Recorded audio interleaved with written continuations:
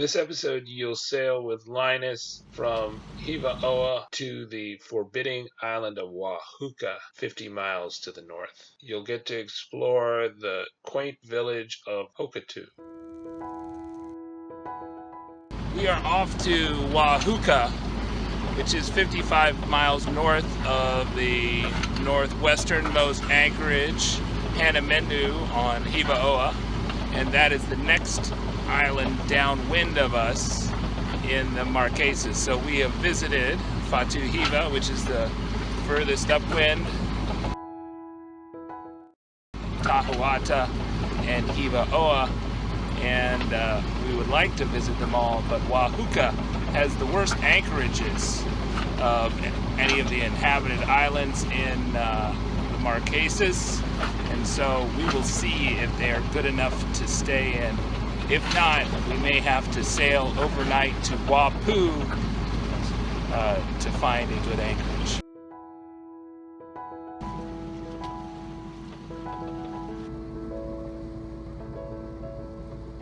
With only about 11 hours of daylight, I came into Ua Huka in the late afternoon.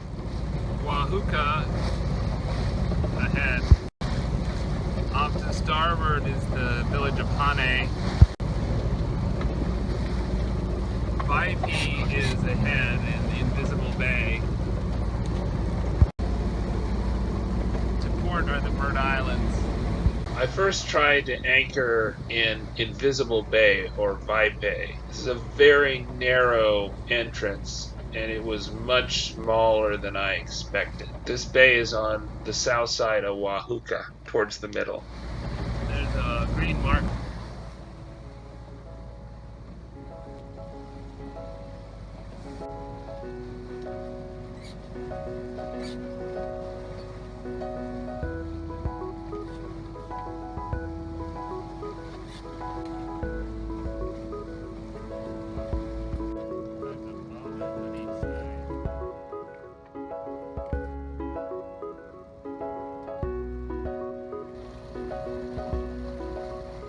So we tried out the Invisible Bay, and it was visible to two sailboats who were anchored there, and it was seemed narrower than charted to me. You know, I'd spent a lot of time looking at distances on the chart versus the anchorage, and I didn't think I had any room to put out any chain anywhere. So next stop is Hane. We're going to try that. We've got about 2.5 hours until sunset, and that's just about a mile away, and I think there'll be plenty of room there. We'll see if the swell is too bad, but I have my fingers crossed.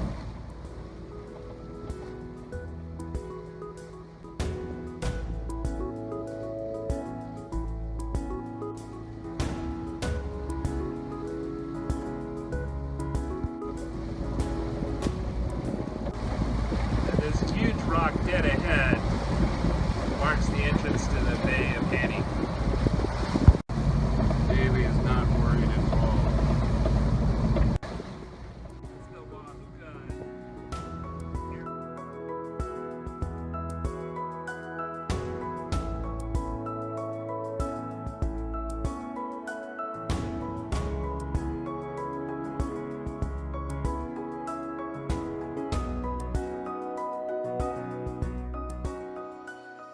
I had the whole anchorage to myself, and under the conditions, it was pretty nice. Hane Bay is easily twice as big as the anchorage in Fatu Hiva, so you could very comfortably hold several cruising boats there under the right conditions. But if there's a large south component to the wind or swell, it can be quite uncomfortable. But this first night, I had a nice sleep. Yeah.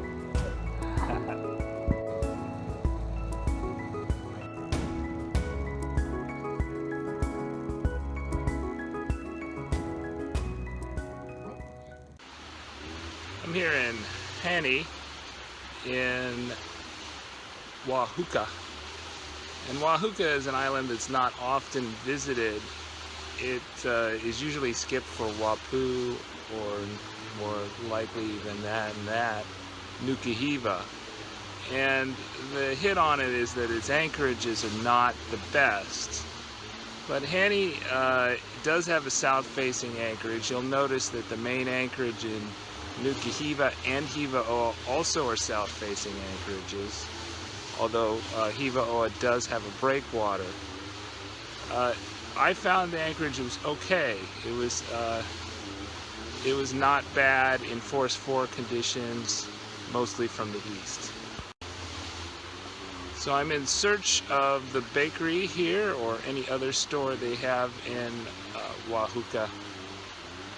I'm told that the water taps here are all potable, but I might have mistranslated with my hand signals. Of the 3 anchorages in Ua Huka, the Invisible Bay and Hane are next to villages. And the third one is next to private property. So in terms of interesting places to visit, I would think Invisible Bay and Hane would be the places to go.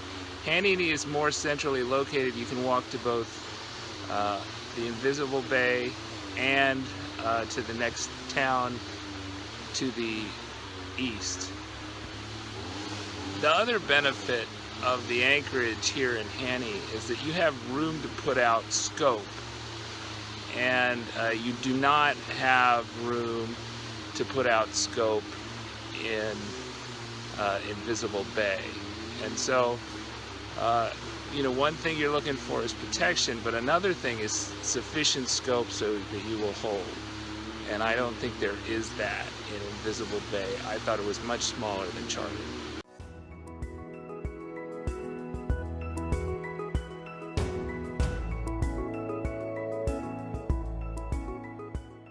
Hane Bay only has a beach landing and no breakwater or no dock, but they do seem to have plans to build a dock, a concrete dock like are in most of the Marquesas. And so in a couple years, that may change and you can land your dinghy on a dock. I found the beach swell in Hane Bay not too bad, and I was able to get on and off the beach fairly easily in the mild conditions that I was in.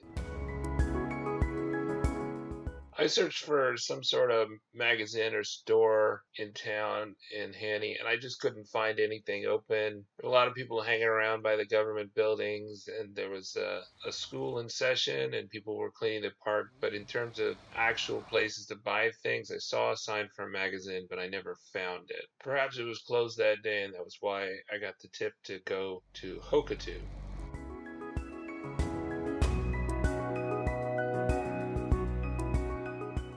Crossroads here of Hokatu, Vaipaiee, and I'm in Hane. And I think I'll go to Hokatu because I heard the bakery there is there's a bakery and 2 stores, and maybe I'll go to Vaipaiee later on in the day.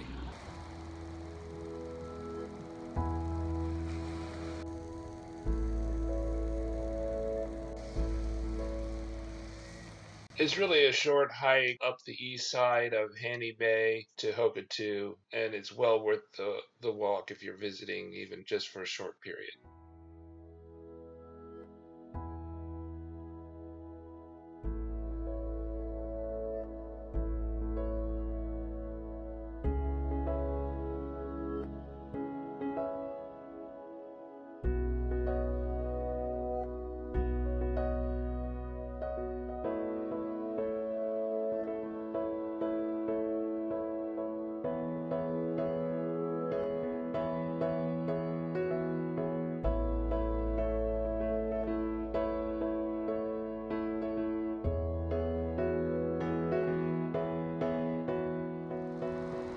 Alright, I'm here in Hokatu, which is just over the hill from Hane. An easy walk, and if you want to get bread, it's probably the easiest place to go.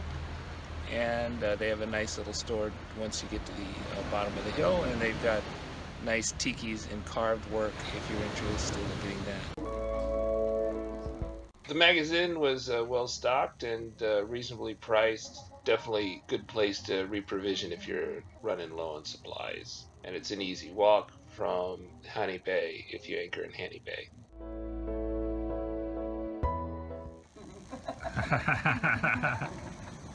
You could buy some handmade clothes or tikis in a store that was open on the day that I visited.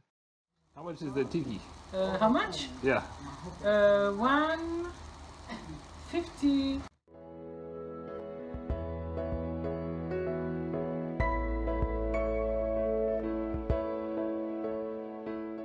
Anse Hokotu looks like a anchorage that possibly one cruising boat could anchor in. I didn't see any do it, and I haven't heard of anyone do it, but it seems possible just from my eyeball that you could do it, but do it at your own risk. There are a lot of hard rocks on either side of Anse Hokotu, so if you drag, it'll go badly.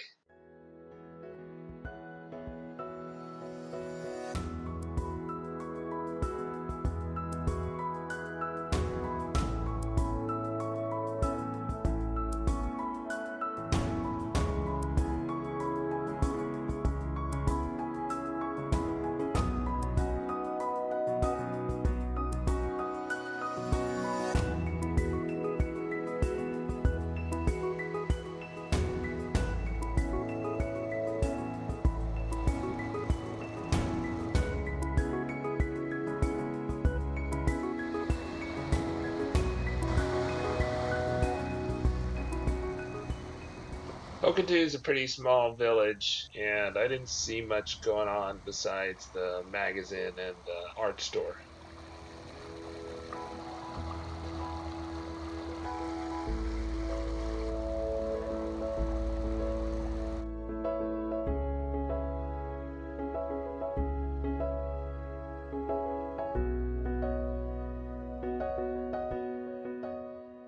Subscribe to Slowboat Sailing so you can get our around the world sailing adventure and other videos that are of interest to cruising sailors, including videos about the most interesting cruising sailors in the world. You can support the videos by going to patreon.com/slowboatsailing, and there are great rewards, including bonus episodes and audiobooks.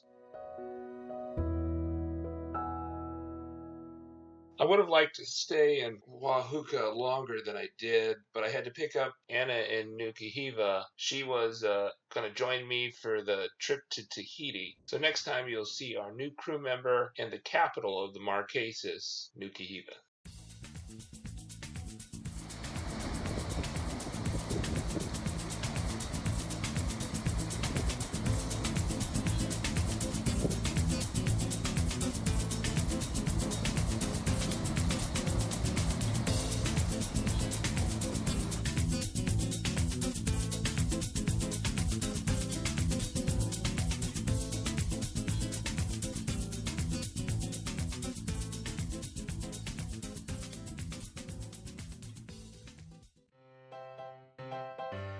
Mantis aimed to design the most reliable anchor ever made.